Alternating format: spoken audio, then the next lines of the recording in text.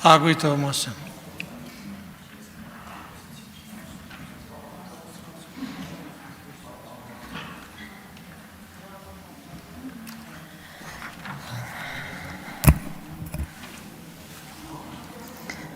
Շնորհակալություն, հարգելի հայրենակիցներ, քննարկում ենք գլխավոր դատախազի բերած միջնորդությունը Հովիկ Աղազարյանին պատգամավորական անձեռնամխելիությունից զրկելու եւ որպես մեղադրյալ նրան գործում ներգրավելու հարցը։ Այն, որ սա քաղաքական հարց է եւ որ քաղաքականության եւ քաղաքական հրահանգի արդյունքում է դատախազը այստեղ,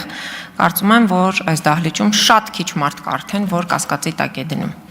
Բայց որպեսզի իմ պնդումը էլ ավելի հիմնավորեմ, ես կբերեմ մի քանի փաստարկներ, որ Հովիկ Աղազարյանը, երբ որ քաղաքացիական պայմանագիր խմբակցության անդամ էր, լիարժեք կիսում էր վարչապետի եւ թիմակիցների բոլոր կարծիքները,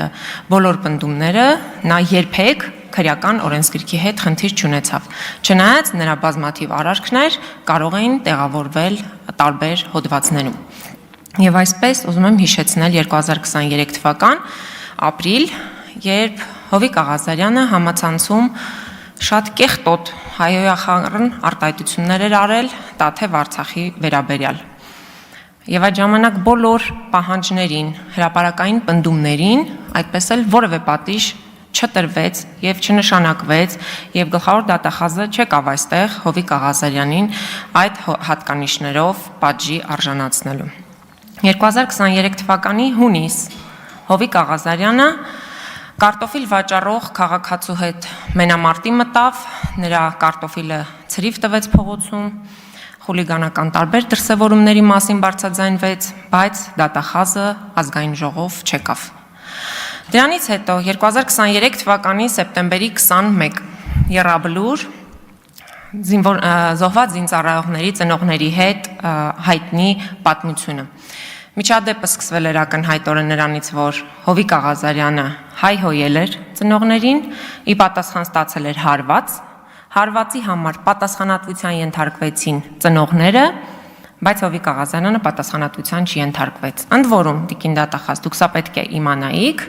որ Հովիկ Աղազարյանը նախաքննական մարմնում այդ ժամանակ տվել էր կեղծ ցուցմունք, որ ինքը չի հայհոյել, ինչը հետագայում տեսանյութով ապացուցվել էր, բայց այս մասով դուք աչք եք փակել եւ չեք եկել Հովիկ Աղազարյանի հետևից։ Չորրորդ գործը հենց երևի արդեն այս գործն է, որը որ վաղուց էր սկսվել իր քննությունը, բայց դուք էլի նույն հետևողականությամբ եւ ջանքերով չէիք առաջ շարժվում, մինչեւ որ Հովիկ Աղազարյանը չկատարեց այդ քաղաքական ամենաաններելի սխալը, այն է չմերժեց Նիկոլ Փաշինյանին SMS հրահանգը կատարել։ Եվ այս համատեքստում ուզում եմ ասել, որ այն, որ նախորդ հանդիպման ժամանակ ես ասեցի ձեզ շատ սազում է դատախազի հագուստը, հիմա շատ ափսոսանքով եմ ասում, որ դուք այդ հագուստը ծառայեցնում եք քաղաքական նպատակների համար։ Դա ամենևին չի բխում Հայաստանի Հանրապետության իրավապահ համակարգի շահերից։ Եվ ուզում եմ այստեղ էլի հիշել պատգամավորների վարքագծի մասին մի քանի դրսևորումներ եւ ձեր ուշադրությունը հրավիրել որպես գլխավոր դատախազի, որ դուք էլի աչք եք փակում պատգամավորների տարբեր հանցատեսակների կամ վարքականոնի խախտման տարբեր դրսևորումների վրա։ Արթուր Հովհաննիսյանի դեպքին շատ եմ անդրադարձել, ընդդիմադիր օմբուդսմենի թեկնածուի նկատմամբ ակնհայտ սպառնալից հայտարարություններ արեց, սպառնաց տարբեր մարմնամասեր կտրել, ընդ որում հայտարարեց, որ այո, սա ընդունեք որպես սպառնալիք, բայց դուք սպառնալիք չտեսաք պատգամավորի գործողություններում, որովհետև նա քաղաքացիական պայմանագիր խմբակցության քարտուղարն է։ Ալեն Սիմոնյանը քաղաքացուն հրահանգեց ձեռքերը ոլորել պահել, թքեց քաղաքացու վրա եւ դուք նրա արարքում որևէ տեսակի հանցանք չեք նկատում։ Անդրանիկ Քոչարյանի վերջին պահվածքը լրագրողի հետ էլի ձեր ուշադրությունից վրիպում է, որովհետև նրանք դեռ քաղաքացիական պայմանագիր խմբակցության անդամներ են։ Էլ չեմ ասում մյուս դրվագները, որոնք որ պարլամենտից դուրս են, Եվ իմ գործընկերները տարբեր առիթներով նշեցին եւ Անիֆի գործը, որ 25 միլիարդ դրամ ուղակի մսխվել է ու այդ քննությունը անհասկանալի է թե ինչու է այդքան դանդաղ տեմպերով տեղի ունենում եւ ինչու չեն ներգրավում մեղադրյալներ, այդ թվում եւ Անիֆի ղեկավարը, որը Երևանի քաղաքապետն է, եւ մյուս բոլոր դերակատարները եւ հենց վարչապետը, որ ամբողջությամբ համակարգել է Անիֆի գործունեությունը, որ ասում էր դա իր լավագույն ծրագրերից մեկն է։ Երևանի փոխքաղաքապետի վարկը եւ նրան հորը տրված 1.5 միլիարդ դրամի վարկը երաշխավորով, անհասկանալի է թե գործարարը ինչու է երաշխավորում Երևանի փոխքաղաքապետին եւ ինչու է այդ վարկի սպասարկման համար տրամադրվում 102 միլիոն դրամ պետությունից նվեր սուբսիդիայի տեսքով։ Պասա ձեզ չի հետաքրքրում, թե իրանք դեռ քաղաքացիական պայմանագիր կուսակցության վարչության անդամներ են։ Եվ վերադառնալով արդեն կոնկրետ այս դեպքին, ես ուզում եմ ձեզ հիշեցնել Հայաստանի Հանրապետության Սահմանադրության 176-րդ հոդվածով նախատեսված է, որ դատախազության լիազորությունները եւ դատախազի լիազորությունները մինչ դատական վարույթի օրինականության նկատմամբ հսկողություն իրականացնելն է։ Ես ձեզ բերեցի կոնկրետ օրինակ, որ մինչ դատական վարույթում գտնվող Հովիկ Աղազարյանի գործի ժամանակ նրա հեռախոսի սղագրությունը, անձնական նամակագրությունը դուրս է եկել, ինֆորմացիայի արտահոսք է տեղի ունեցել, որը նախաքննական մարմնի տիրապետման տակ էր։ Այսինքն, բայց ո՞նց եք դուք օրինականությունը վերահսկում եւ օրինականություն պահպանում միջդատական վարույթում, եթե նախաքննական գաղտնիք կարող է դուրս գալ։ Եվ եթե դուք դա չեք դիտարկում նախաքննական գաղտնիք, ապա գոնե պետք է դիտարկեիք անձնական տվյալների անթույլատրելիորեն հանրայնացում եւ հրապարակում, բայց դուք այդտեղ էլ չեք տեսնում խնդիր։ Բա էլ ձեր գործառույթը ո՞նց պիտի մենք պատկերացնենք։ Ակնհայտորեն միջդատական վարույթում տեղի է ունեցել ենթադրյալ հանցագործություն, ու դուք որպես գլխավոր դատախազ աչք եք փակում այդ երևույթի վրա։ Եվ ինչ վերաբերում է կոռուպցիային ընդհանուր հաշվով, տիկին դատախազ, եթե դուք օրինակ դառնաք այն միջնորդը, որը որ կարողանա հասնել նրան, որ օրինակ ստեղծվի այնպիսի մարմին, որտեղ իսկապես կարող են ներգրավել մարդիկ, ովքեր որ իշխանության հետ կապ չունեն որևէ թելով,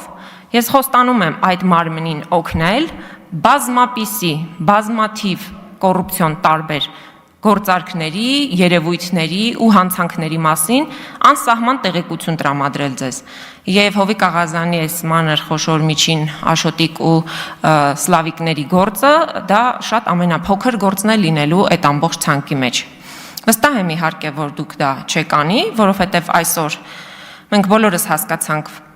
որ դուք այստեղ եկել եք քաղաքական պատվերի շրջանակում եւ ես շատ եմ ափսոսում, որ Հայաստանի Հանրապետության իրավապահ ամենակարևոր մարմինը, ամենակարևոր կառույցը դարձել է քաղաքական պատվերով գործուղություն եւ գործունեություն ծավալող մարմին։ Եվ այստեղ նաեւ ձեր հարց ու պատասխանի ժամանակ ձեր դրսևորած վարքի մասին կուզենայի մի կարճ անդրադառնալ, տիկին դատախազ, դուք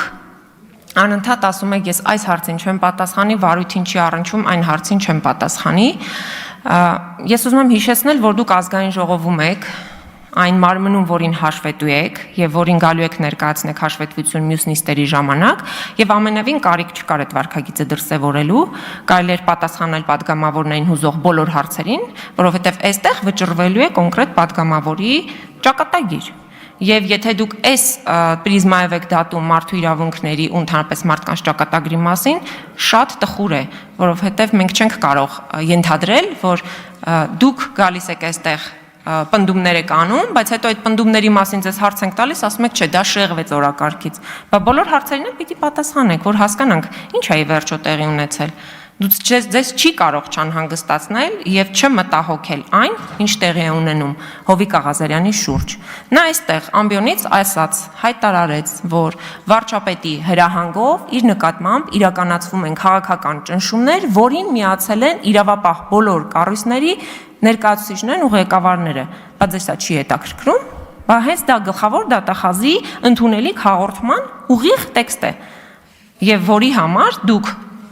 կոչված եք։ Եթե հիմա էլ չանդրադառնաք, գոնե հաշվետվության ժամանակ այս հարցերին ուզեք չուզեք անդրադառնալու եք։ Շնորհակալ եմ։